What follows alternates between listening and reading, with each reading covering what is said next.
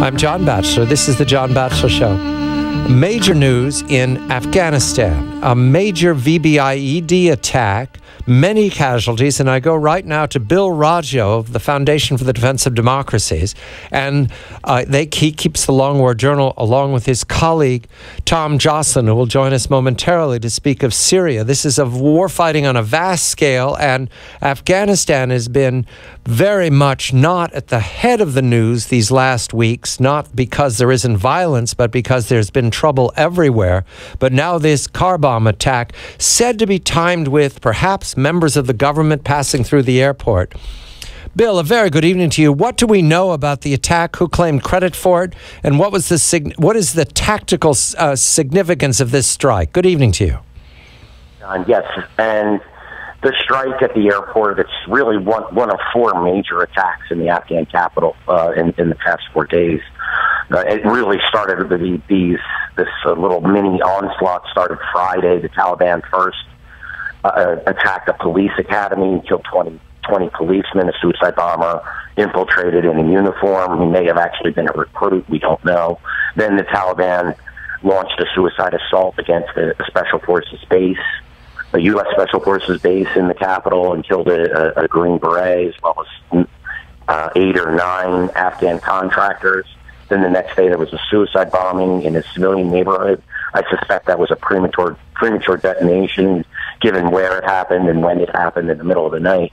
And then today they launched a suicide attack at what they said was a NATO convoy outside the capital. So all the attacks, Taliban, what they're trying to do is destabilize the Afghan government and meet the objectives of its Azam offensive. It's the name of its spring offensive. And they said they're going to attack the government. They're going to attack the NATO forces, coalition forces, the so-called invaders or the occupiers, infidels, whichever you choose to pick from the propaganda.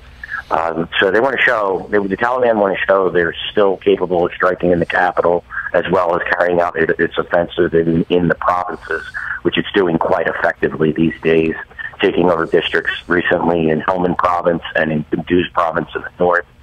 So, and also there's another, I think, an element of this as well.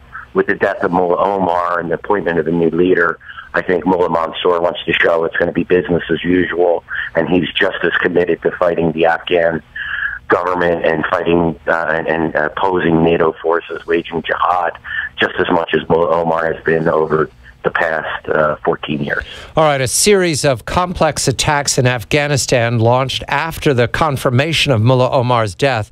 We have reason to believe he's been dead for some time. This is new leadership now coming out to launch these attacks. We'll touch on Pakistan in a moment and what part it is playing in the attacks in Afghanistan. We go now to the al-Nusra Front. This is Syrian civil war, creating millions of refugees, but the conflict now involves several levels, including state players. Tom Joscelyn is here to report to us on this proposed buffer zone and what it means that the Turkish forces are getting involved on the front lines, not only against the Kurds, but also on the Aleppo front. Tom, a very good evening to you.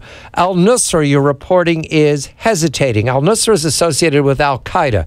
How do they regard this buffer zone? Yeah, the Al-Nusra Front is a direct extension of Al-Qaeda. It answers to Al-Qaeda's senior leadership, and in fact, senior Al-Qaeda leaders are embedded throughout Al-Nusra's ranks to guide the organization. So it's just straight up Al-Qaeda. And what they've decided here is that because Turkey has decided to side in some ways with the U.S.-led coalition, in particular by proposing this buffer zone in northern Syria and also allowing the U.S. to launch airstrikes from Turkish air bases, U.S. air bases in Turkey, one in particular, that Al-Qaeda is basically going to draw back or fall back from its positions in the northern Aleppo province and turn over its territory to other friendly groups that it trusts in that case. Basically, they're saying, we don't want to take part in any initiative that's at all connected to the U.S.-led coalition. A puzzle for me here. The U.S. coalition, Al-Qaeda is admitting that they were already participating, right? Tom, we've talked about that before. These cutout groups that were receiving assistance or participating in the offensive as so-called Free Syrian Army, they were Al-Qaeda. So Al-Nusra has changed its mind, or why? Why now and not before? Well, I think it's a little more complicated than that. Basically, what they were doing was they were benefiting from whatever Western assistance was flowing to these groups in the fight against the Assad regime. And in this case, the way al-Nusra Front looks at it, rightfully so, these airstrikes could easily be used to target them in the northern Aleppo province. So this is something that they have to very much worry about, because the U.S. has been hitting on many fewer occasions, much fewer occasions than the Islamic State. The U.S.-led coalition has been going after al-Nusra Front leaders, al-Qaeda leaders in northern Syria. So this is a very practical matter for them. But by the same token, they can take advantage of this. And part of al-Qaeda's strategy here, which is very diabolical and I don't think gets enough credit, is that basically they have front organizations, what you're alluding to, John, that basically play the game, that take advantage of whatever the global geopolitical actors are doing in the region. So they're turning over territory to friendly rebel groups, but that could include, for example, a group called Ahrar al-Sham, which has senior al-Qaeda leaders embedded its ranks and is deeply allied with al-Qaeda at the very minimum. So this is a very complex game that's going on here. Basically, al-Nusra doesn't want to openly say that they're taking part in this or that they want to take part in it. They don't want its fighters targeted in northern Aleppo province. But by the same token, they probably have enough chips in the game to take advantage of it. Does al-Nusra still count on Turkey to allow free passage for its recruits to flow into northern Syria? They've certainly done that over the last several years, of course, last couple of years. We believe they're still doing that. The Treasury and State Departments have routinely recognized the fact that Turkey allows safe passage for al-Qaeda operatives to shuttle cash and fighters through Turkish soil into Syria, to the al-Nusra Front.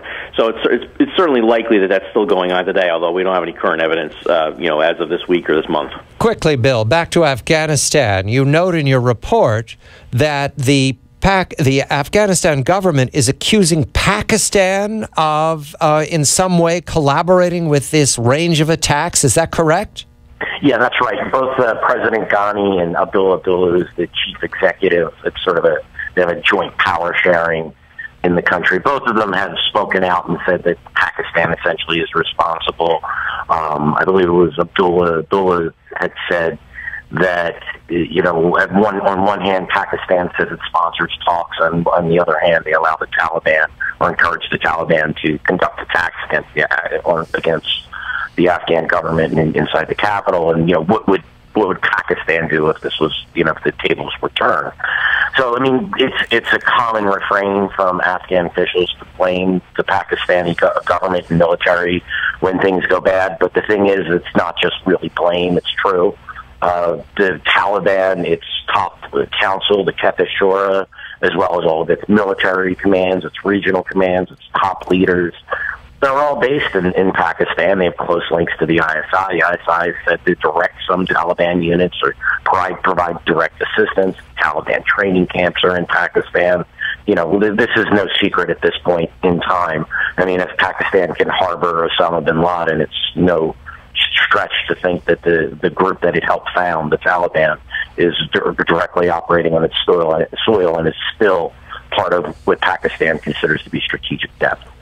Tom Joscelyn and Bill Roggio, the Foundation for the Defense of Democracies, reporting on two battle theaters. One in Afghanistan, where the Kabul government is accusing Pakistan of collaborating with these multiple attacks, and the other in Syria, where al-Qaeda, which is represented in the Syrian conflict as al-Nusra Front, is pulling back because of betrayal, of deception by the Turkish government. You notice we're not mentioning Assad in all this, because what's happened in the region, in Syria, is that Syria as a state has failed. There is no Syrian state.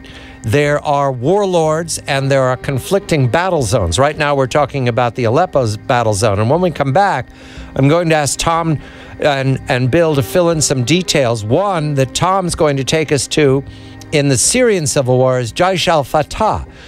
Jaish al-Fatah is part of the matrix of jihadists in the region. We're not even mentioning ISIS at this point. These are the subsets that have been created by the failure of Syria and also the inability of the powers to intervene and stop the crisis. I'm John Batchelor with Tom Joscelyn and Bill Roggio, the Foundation for the Defense of Democracies.